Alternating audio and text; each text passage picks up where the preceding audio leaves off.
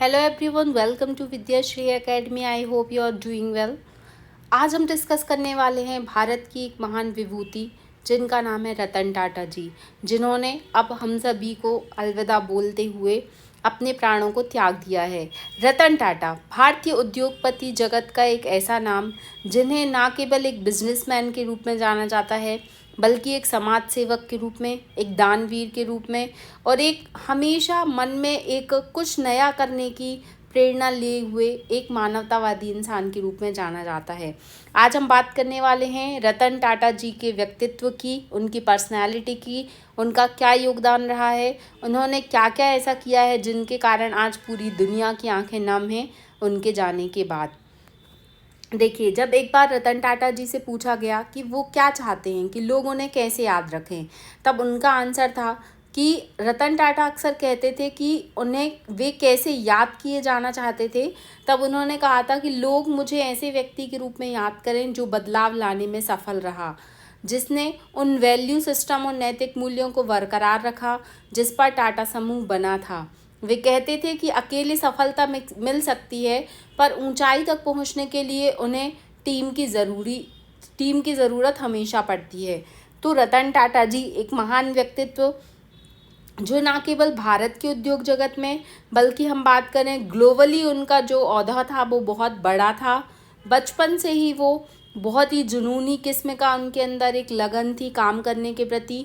वो बोला जाता है ना कि अर्श से फर्श तक का जो सफ़र था वो इन्होंने तय किया था। बहुत ही एक तरीके से बोलना चाहिए कि भारत के कोहिनूर के रूप में या भारत के रत्न के रूप में उनको कहना कहीं भी अनुचित नहीं होगा। रतन टाटा जी ने क्या क्या काम किया है, उनका एक बहुत ही फेमस कोट है कि मैं सही निर्णय लेने में विश्वास नहीं करता, मैं निर्णय लेता हूँ और फिर उसे सही साबित कर देता हूँ। अगर हम बात करने वाले हैं कि अगर हम आज भी बात करते हैं तो आज वर्तमान में बहुत सारे ऐसे ब्रांड हैं, चाहे हम अमेज़ॉन की बात करते हैं, बहुत सारी अनेक प्रकार की कंपनियां हैं भारतीय अंतर्राष्ट्रीय जगत में। लेकिन अगर हम बात ट्रस्ट की करते हैं, भरोसे की करते हैं, तो आज भी टाटा कंपनी का नाम सर्वोपरि उम्र में हमें सर्वोपरि दिखाई देता है। भारतीय उद्योग जगत के दिग्गज कहे जाने वाले रतन नवल टाटा 88 वर्ष की उम्र में उनका निधन हो गया है। चूँकि उनकी बहुत उम्र हो चुकी थी, उसके कारण बहुत सारी जो उम्र का एक सीमा होती है उसके कारण उनका निधन हो गया। अब बात करते हैं हम टाटा युग की शुरुआत कैसे हुई। तो अगर हम बात करते हैं कि रतन टाटा के नेतृत्व में टाटा समूह ने अंतर्राष्ट्रीय स्तर पर अपने कारोबार का विकास किया और कई वैश्विक कंपनियों का अधिग्रहण किया।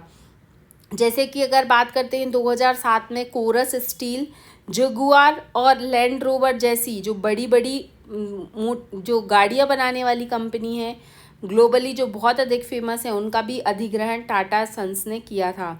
टाटा नैनो, चूँकि टाटा जी का सपना था कि आम आदमी जो एक मिडिल क्लास फैमिली का भी इंसान है वो भी कार का लुत्फ़ उठाने का हकदार है, इसलिए उन्होंने नैनो गाड़ी का आविष्कार किया जिसकी कीमत केवल 1 लाख रुपए थी। टी और कॉफ़ी उद्योग जगत में टाटा कंपनी ने अपना जो प्रतिष्ठित टेटली टी और अमेरिका की एट ओ टी कॉफ़ी का अधिग्रहण किया था। और इसके बाद वर्तमान में टाटा समूह 2012 से लेकर अब तक अगर बात करते हैं तो 2017 में एन चंद्रशेखरन को टाटा समूह का चेयरमैन बनाया गया था। अगर हम उपलब्धियों की बात करते हैं तो भारत पद्म भूषण से लेकर बहुत सारे अनेक प्रकार के अवार्ड्स हैं, अलग अलग देशों ने उनको सम्मानित किया है।